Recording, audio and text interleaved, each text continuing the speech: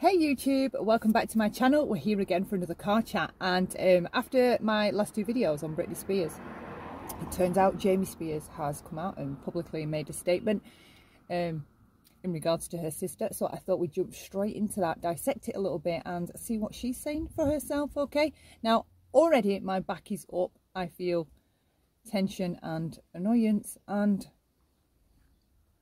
anger and frustration towards that sister as it is. So I don't know how I'm going to react to her statement, but I think we should check it out. Also, after we've done that, Mr. Jamie Spears himself has apparently made a statement. I think it's in one of the British newspapers, so I've got that to read. And then we're just going to touch a little bit on coercive control. I was supposed to add it into one of those videos. They were already going on for quite a bit too long, so I'm just going to pop it into the end of this, looking at coercive control and what it is. So stay tuned, let's get into it. Okay, let's go.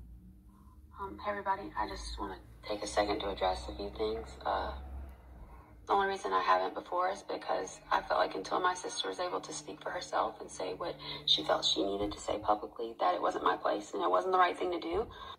But hold up. I felt like until my sister was able to speak for herself and say what she felt she needed to say publicly, that it wasn't my place and it wasn't the right thing to do. It wasn't the right thing to do to speak up while your sister was being abused by your parents. I couldn't speak up until she spoke up. What? So you're happy to observe abuse going on, and the only time you're going to say anything about any abuse going on is when the victim of the abuse speaks up first. That's what. So only when the individual has battled the abuse, right? They're enduring it, they're suffering from it, they're going through hell because of it, but they still need to be the one that speaks out first before you'll speak out. And that's your sister, that's your blood, that's who you love. She had to speak out first before you'd speak out. What the fuck is that? That is no sister. But now that she's very clearly spoken and said what she needed to say, I feel like I can follow her lead and say what I feel I need to say.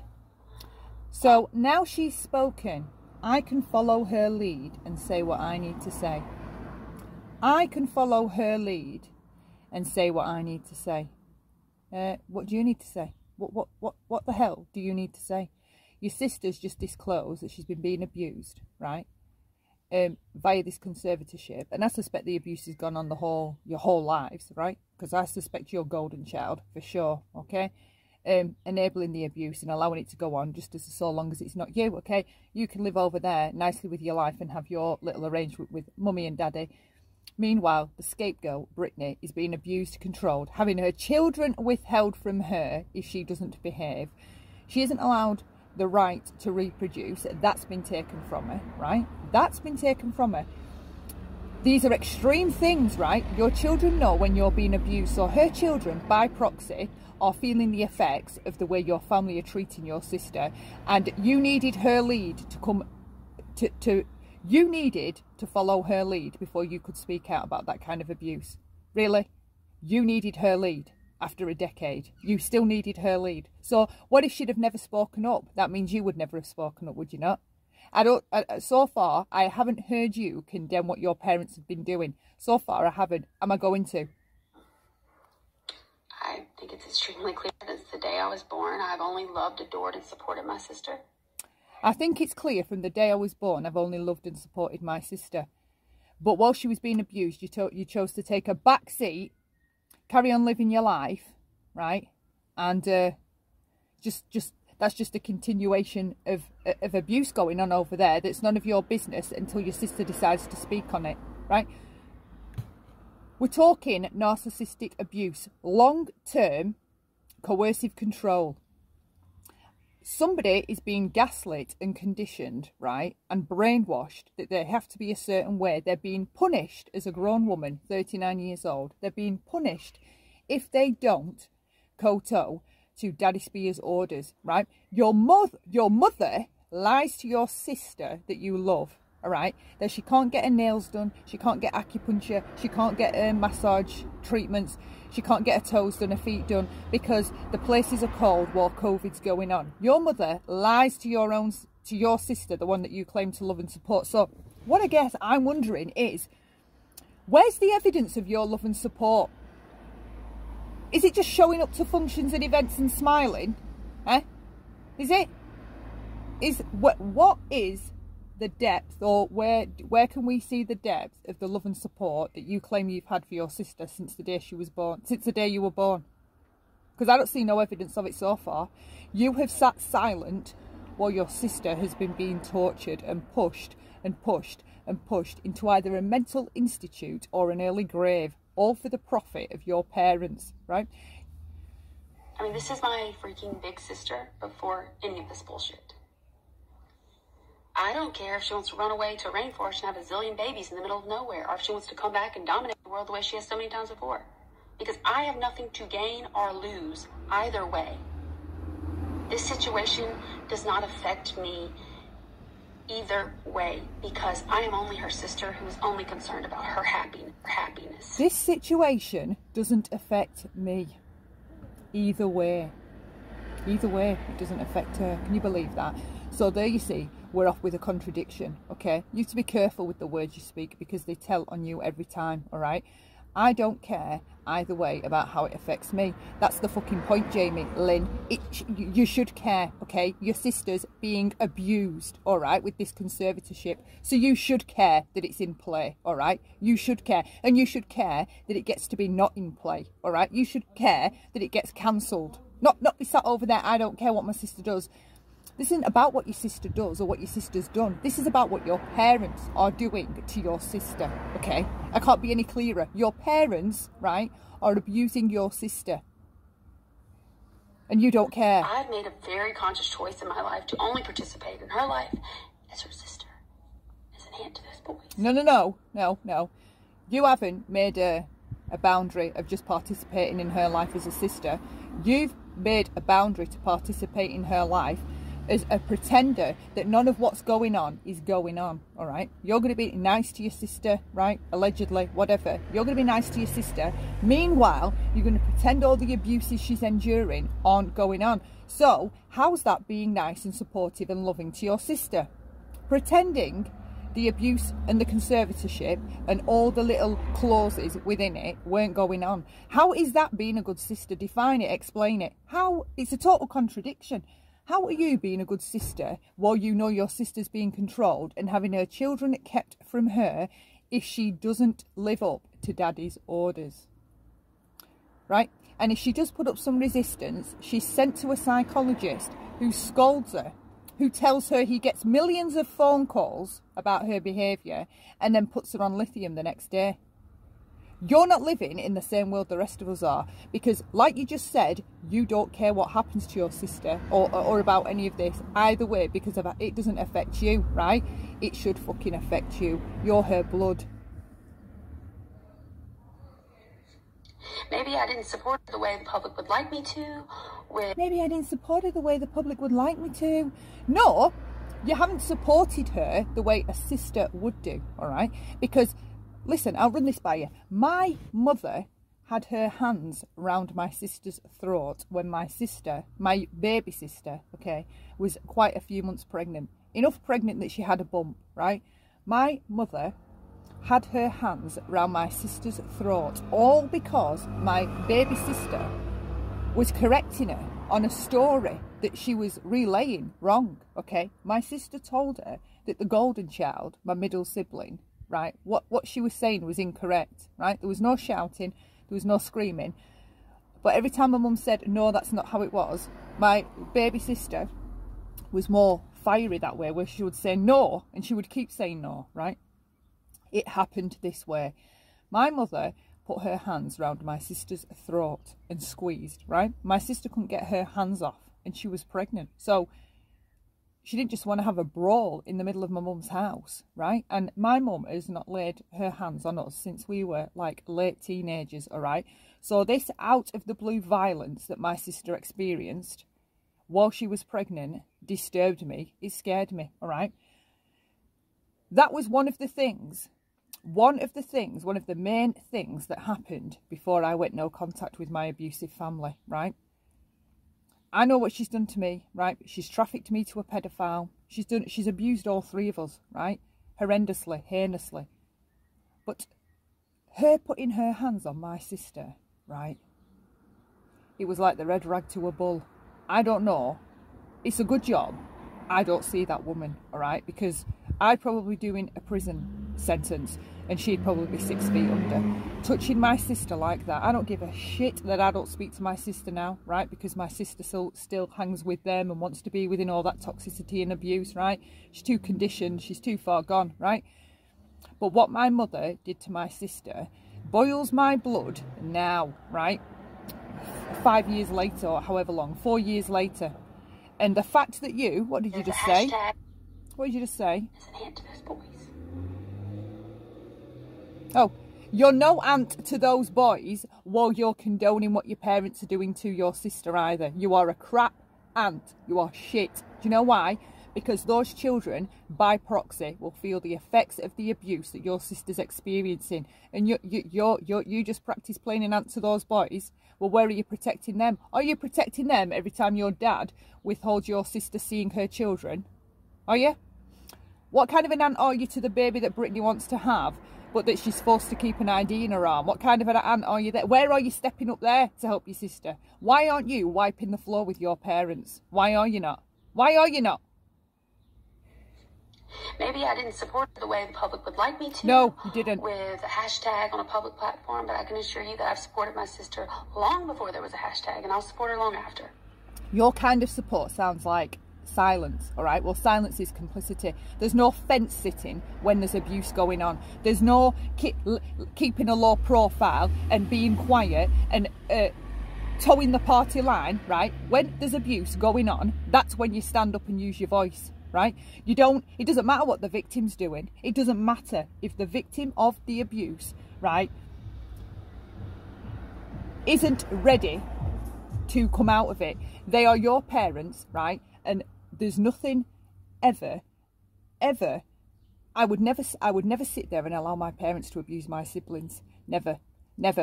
And you let them. You let them. You do nothing. You are the silent support in the background. That's all you are. Do you know what that is? An enabler. A fence-sitting enabler. There's that. I mean, I've worked since I was 9 years old. I've paid my own freaking bills since I was 10 years old. Not that I owe the public anything, because my sister knows I love and support her. That's the only person I owe anything to. As I said in one of my videos yesterday about Brittany, love, right? A lot of fakes, especially narcissists, they like to say, I love this and I love that person and I love my kids, right? But you will never see evidence of that love. You will never see them around the children. You will never see them regularly having contact with the children. But they think saying it, right, when they say it, people fall for the words. She can sit here and say that she loves her sister until she's blue in the face to me, right? I don't give a hoot. The fact of the matter is, that love you have for your sister, right, stayed quiet while your sister was being abused. That's what your love and that's what your support for your sister did. And I don't give a shit what she was telling you, whether to stay. You should have been the whistleblower. When she couldn't talk, you should have been her voice, right? And you should have stood up to those parents of yours, right? And fucking whatever it is, you shouldn't have allowed this to be staying so quiet for so many years while your sister's enduring that kind of abuse. I don't think you actually fully comprehend the mental, psychological and emotional abuse your sister has been experiencing. I don't think you've got any scope or capacity to grasp what your sister's still going through, right? And what that took for her to say all of that in court. Do you know what she said to that judge? I wish I could stay on the phone with you forever, right? Forever. A stranger through a phone. That's where Brittany is. Wishing she can stay on the phone to a judge, right? Forever. That's where she is. That was her wish yesterday. When it was released, sorry. That was her wish. And you're here in a crappy video telling the world you love and support your sister. The fact that this is the point. You shouldn't be on here telling the world you love your sister. We should be able to see evidence of it, right? And Nobody does see evidence of it. That's the point. It isn't a word, it's an action. Where have you been? Where have you been while your sister's been going through this? You, right, you've been towing the party line, like I said earlier, right? You've been co-towing to this. You know how I know? Because every single picture on Sam's Instagram, you've liked. The ones where he's with Brittany, you've liked. So you've been happy to keep this pretense going. She can't even go for a drive in a car with that guy. And the chaperones on them dates, I know there is, because whoever's holding the camera, right, so that they can put these stupid uploads on Instagram so it looks like everything's rosy and fine, somebody is chaperoning them and filming that. And as she said in court, she isn't even allowed to drive in her boyfriend's car, right? And you're here on this platform telling people you've loved and supported your sister. Maybe it's not been in the way that the world thinks it. No, it's not nothing about the world. You've not done it in the way that a normal, healthy, loving, genuine sister would have done it. That's the point. I'm not my family. I'm my own person. I'm speaking for myself. I'm so proud of her for using her voice. I'm so proud of her for requesting new counsel, like I told her to do many years ago. Oh, not on a big public platform, but just in a personal conversation. How passive-aggressive is this? Your sister's just disclosed she's been being abused, right? And here you are, posturing on the fucking internet, right? Blame shifting, right? Blame shifting your way out of it. And what did you just say? Proud of her for requesting new counsel, like I told her to do many years ago. Oh, not on a big public platform, but just in a personal conversation between two sisters. You've got time for passive aggression with the general public of strangers, right? You've got time for that. I'm still yet to hear your horror at knowing your sister's been abused. I'm waiting for it. So, I'm very proud that she's taken that step. If ending the conservatorship, if flying to Mars, or whatever the hell else she wants to do to be happy. Here we go. This is how you know this isn't genuine. If she wants to end the conservatorship, right? Well, we already know at the beginning, because she said, I don't care either way because it doesn't affect me none, right? You've got to pay attention to people's words, okay? And now she's just said, let's hear it again. So rewind. I'm very proud that she's taken that step. If ending the conservatorship, if flying to Mars, or whatever the hell else she wants to do to be happy, I support that 100%. If ending the conservatorship and doing whatever else she wants to do to be happy, she supports that, right? There's no help in this one, right? You should have been the one breaking down that conservatorship. You should have been the one doing everything in your power for your sister to help her get out of this, right? What was stopping you going and seeing a lawyer on your sister's behalf and getting some fucking advice? What was stopping you? Because as she disclosed in the court, right, she said to the judge she didn't know she could petition this conservatorship. She didn't have a clue, right? Because obviously her counsel has been controlled as well, okay? And they're all controlled by daddy. So what he says goes. So she's had information withheld from her. Where were you as her sister? Where were you, right, trying to find ways to help her get out of this? Where were you? Where were you making noise about any of this? So far, nowhere. You are grandstanding on the internet to a world of strangers, right, using passive aggression, and your sister's just come out and told a horrendous story about her lifetime of abuse that I'm hearing. A lifetime of abuse. Over a decade is a lifetime. And here you are saying your words, if she wants the conservatorship to stop, right? Do you not know what's in that? Do you not know all the clauses and the details and the things she has to adhere to? Are you not aware? Have you not heard what she said? Have you not heard what other people have said about that conservatorship, the rules and regulations and the procedures and all the things she has to abide by? If, right? Do you know what you should be saying? God, I'm so mad. If she wants to end it, right? What do you mean if she wants to end it? So you'd be quite happy if she closed her mouth and carried on with this conservatorship. It wouldn't bother you a stretch knowing that your sister has her children withheld from her, right? Her boyfriend, her friends, her trips. She gets pushed in to see a psychologist who scolds her and gives her some sort of discipline, right? And then puts her on a stronger medication because apparently they can't get her to behave. She's not allowed to spend her own money. She's been lied to about when the beauty services are open by your mother, right? And here you are saying if she wants it to end, right? Here's what a genuine sister would be doing. I am going to help my sister get this shut down, and I'm going to do everything in my power to make sure that she's okay, all right? Because none of this should have ever come into play. It's sick and disgusting, and it's been abusing. It's been a way to abuse and control my sister, and I'm going to see to it that it comes to an end. That's what a sister should be saying. Because I support my sister. I love my sister. Always have, always will. As long as she's happy. As long as she's happy, right? As long as she's happy. I love my sister. I always will. As long as she's happy. It doesn't even make any sense. So you only love your sister as long as she's happy. This girl does not make any sense to me. So, let's keep praying. That's all. Oh yeah. Hand it to God, yeah? Because God's going to come down, right? And he's going to sort all of this out, shuffle it all around and make it all right. I cannot stand these passive people, right, that just suggest to fix mental health or to fix abuse or to fix abusers. All it requires is some prayer, right? And we will all get deliverance. It doesn't work that way, I'm afraid. Prayer doesn't fix none of this shit. Do you know what does? Action and support. Where's yours? So you've just told us what you're going to do. You're going to stay over there, right? And you're going to pray for your sister. You're going to pray for your sister. A prayer is as much as you've got to offer your sister. Nowhere do you say you are going to be around there protecting her, looking after her and making sure she's all right. All we can do is pray. No, that's not all we can do. That's not all we can do. And you being the sister, you can do more than anyone because you're within that.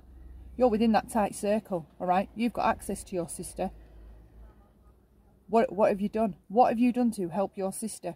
You even said in this, I will repeat, if she wants out of this conservatorship, I will support her. What do you mean if? Did you not hear what she said? Where were you 2 years ago when she was saying some of this? Right? If you know your sister and you love her, right, you must have been able to tell that for the past decade, she hasn't been okay. Did you not notice? And you're the sister that loves and supports her. Golden child. You know what I suspect? You just like him, okay? This is called empathy. It's not real, right? This care and concern is fake. It's another mask, right? And I hope Brittany, right, has really had her eyes open about her family. Because you, Jamie-Lynn, you condoned all of this abuse and said nothing while your sister was being abused. Because it suited you, all right? You've looked the other way at every opportunity. And if you aren't Miss Golden Child, you're a fucking enabler, right? And enablers are worse than abusers. They're just as dangerous, right? They're just as dangerous. Their silence and turning a blind eye and pretending they haven't heard things or seen things or witnessed things, right? They're dangerous. You are no sister to her. You're a fake. You're a fraud. Do you know what? I'm done with this. Oh, I don't know what to say. I'm going to swear. I don't want to swear. Right. Let's have a look now at what Daddy-O Jamie Spears has to say, because he's made, I believe there's been a statement. Oh no, the Mirror reports in the UK, Britney Spears' father, Jamie, seen for the first time since conservatorship hearing. Britney Spears' dad was snapped for the first time since being accused of treating his daughter like a slave in last week's conservatorship hearing in Los Angeles. And then there's some pictures of the slime ball. Old, decrepit, creep of a man. Britney Spears' dad, Jamie, was spotted out for the first time since his daughter's reveal or conservatorship hearing. Jamie was snapped in Louisiana, where he lives, in what are the first images of him since his daughter made her explosive testimony. Britney, 39, seemingly unleashed years of torment and anger into her statement and revealed an array of accusations, including one that she had been forced onto contraception. According to the New York Times, Jamie receives around $16,000 per month in salary, plus an extra $2,000 monthly for office space for his role as conservator. He lives in a trailer which he has parked at a storage facility on the outskirts of Britney's home in Kentwood. Yeah, would you know what? I suggest you get in your fucking van, your trailer, and piss off. That's what I suggest. Abuser. That's what you are, an abuser. Jamie has reportedly sold the house that Brittany grew up in, according to the New York Times. Did he consult her before he did that? I mean, you've sold the family home. You know, some children like to hang on to some of these stars, celebrities, they like to hang on to their family homes or homes that they grew up in, and he's just sold it out from under her. It's probably another shady move, done only solely for himself. Oh, hang on. During the hearing, a short statement was read out on behalf of Jamie, stating he was sorry. Sorry, oh yeah. No one's sorry that's carried out that type of abuse, because it has been systematic, day after day after day, week after week after week, month after month after month, and year after year after year. Do you understand? So sorry here isn't applicable. It doesn't work, all right? There isn't a sorry. His behaviour demonstrates that of a sociopath, a narcissistic, cruel, callous, vengeful and manipulative, sick bastard. That's what all of this demonstrates to me. My opinion. Here's the quote. I think it's what I touched on, actually. It read, "He is sorry to see his daughter suffering and in so much pain. Mr. Spears loves his daughter very much." Love is an action. The two crucial words out of the English language, love and sorry. He uses both, all right? Toxic people often use both because they're strong words and they're powerful words, right? When you see them wrote down, they're love and sorry, they're powerful words.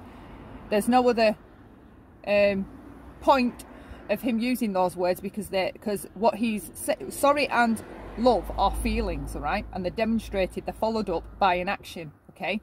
We're still waiting for the action. Is she going to be forced to petition this conservatorship, or are we going to see this snake go into court and relinquish control, right, and sever it all? Are we? Is that what we're going to see?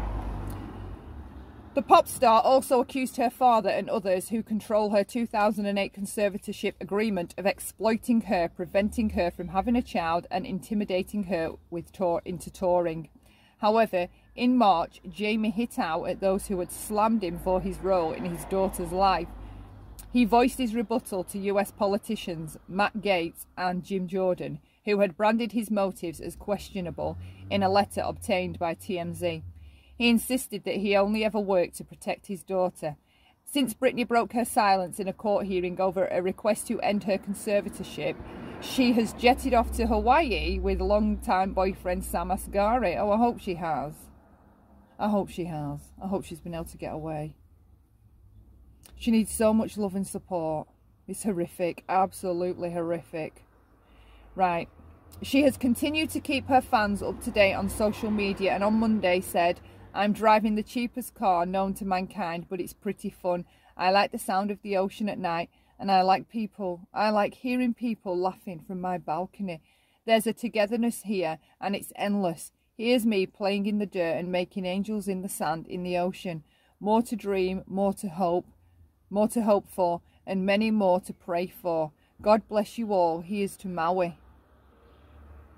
Heartbreaking. Right, I'm just going to touch on some coercive control. Right, here we go. Coercive control refers to a pattern of controlling behaviours that create an unequal power dynamic in a relationship. These behaviours give the perpetrator power over their partner, making it difficult for them to leave. Sometimes coercive control can escalate into physical abuse. What is emotional coercion? Coercion is an emotional power move. It is done to influence an individual, usually because the individual who is using the coercion lacks the skills or the confidence to openly discuss, compromise, or handle not getting what they want. Okay, I think that's such a clear explanation. All right, it warns you about the type of individual that uses these kinds of techniques. All right, they lack the skills or confidence, covert narcissist, sociopath, to openly discuss, compromise, or handle not getting what they want, right? They're the types of personalities that cannot handle not getting what they want. So they use sly, sneaky manoeuvres, okay, to move you around the chessboard until you're in the place they want you in. It's disgusting.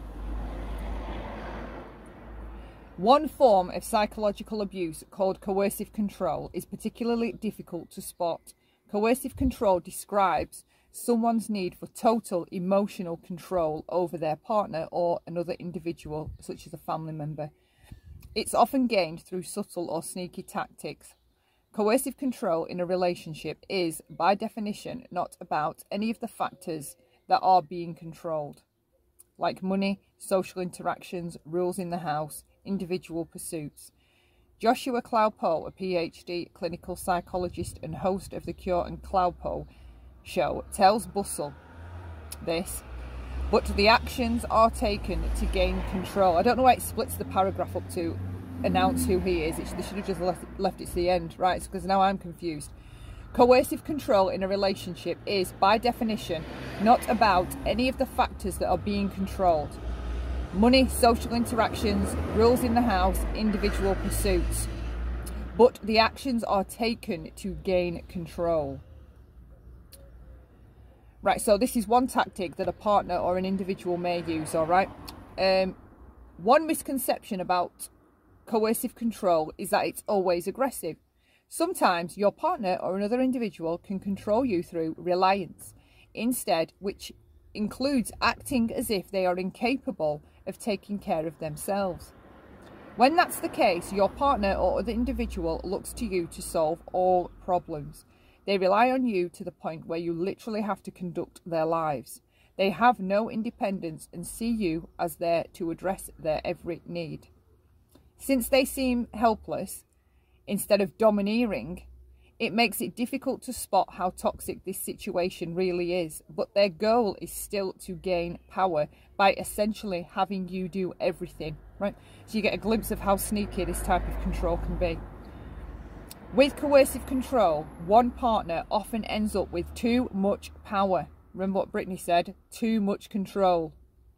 Before you know it, yours might actively control your money, time, friends, and individual pursuits. They might demand control, but they also might gain it by tricking you into thinking it's a good idea. Okay, same with Brittany again. It's a good idea if we can take care of your finances because we're worried that you're you're spinning out of control and we don't want you to lose everything you've worked hard for. Sneaky, sneaky. Coercion occurs when your partner or another individual claims they're more knowledgeable or have your best interests at heart. They might explain that they're only trying to help when in reality they're taking away your independence. Narcissistic abuse. This is an invisible abuse. For example, they'll say your friends and family aren't good enough for you, so you stop hanging out with them, or claim you aren't good with money. So you give them access to your bank account or agree to just get an allowance. If this doesn't ring Brittany, I don't know what does. These are all ploys to limit your autonomy, so your partner or other individual remains the one in control.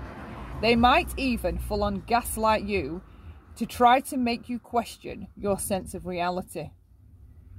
Isn't that what she's explained them doing? They're all telling her to do things, right? They go off into rooms for 45 minutes if she says no. Then when she goes to see a psychologist, the psychologist is telling her, I've had hundreds of phone calls, millions of phone calls from your family, and then immediately puts her on a stronger medication, gets the lithium out the very next day. Disturbing. This is what I mean about them all being sharks. They're all in on it together, and every single one of them that chose to stay silent, enablers minimum. They're all enablers. Red flag, every last one. Don't trust any of them, all right? Because once you know somebody's an enabler, okay, you don't want enablers around you, all right? They're dangerous. They're disgusting. Right, so another tactic that somebody might use to gain coercive control is that they're negative about everything. Someone who's exerting coercive control is often trying to make you believe that your world is so terrible it's about to fall apart, unless they have total control of it. As Cloudpoe says, they'll cast everything in a negative light. They'll doubt themselves, their relationship and the world, and will always be on the lookout for the next problem. While it may seem like your partner or this other individual is just a bit pessimistic, it's important to keep an eye on this type of behaviour and read between the lines. Their goal could be to scare you into relying on them or thinking that you need them more than you really do. Daddy Spears, step up. Step the fuck up. This is you. Some signs of coercion come from how you feel about this person, all right? And this part is important. This is why I had said in another video that this is a bad time for Brittany to be getting into, or to be trying to have any kind of relationship with the opposite sex, even though her soul probably feels that that's the very thing she needs. She needs love, right? But love takes a very, very long time to grow, all right? People mistake lust for love, okay? We mistake attachment for love. We mistake addiction, being addicted to other people, for love, okay? Because of the way they make us feel.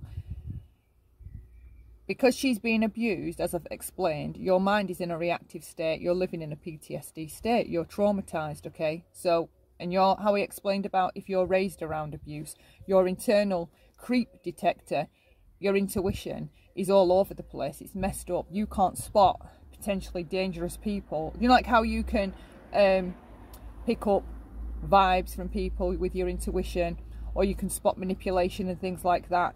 When you're in this kind of a state after the kind of abuse that she's explained, your internal clock, it's just not ticking right, okay? You have to recalibrate your mind and yourself spiritually. This kind of abuse, it doesn't just destroy and wipe out your mind. It destroys you at your core, at your spiritual level, this type of abuse. I mean, it's sick. It's sick. And the last thing she probably wants is therapy, because she's been forced into having it 3 times a week. But now, right, I actually think she really needs it. She should have someone to explain all of these kinds of things to her, what's going on, and just to be like, not to be shady to Sam, right, but just, it's about keeping yourself safe first and protecting yourself. You're too vulnerable to be starting a relationship, all right? That's just my opinion, you are. But I'm glad she's having fun. Glad she's having fun. But it's the perfect time for other narcissists to approach you.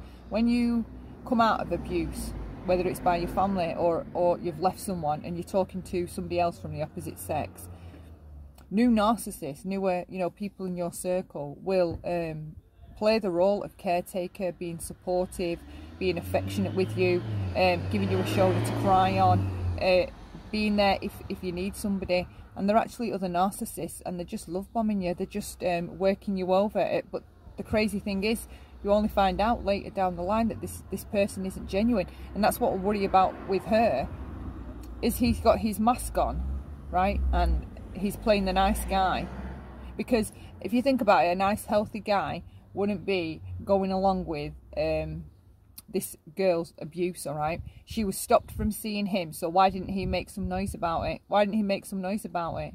Why didn't he do anything? He didn't do anything. He's been going along with it, and she's not.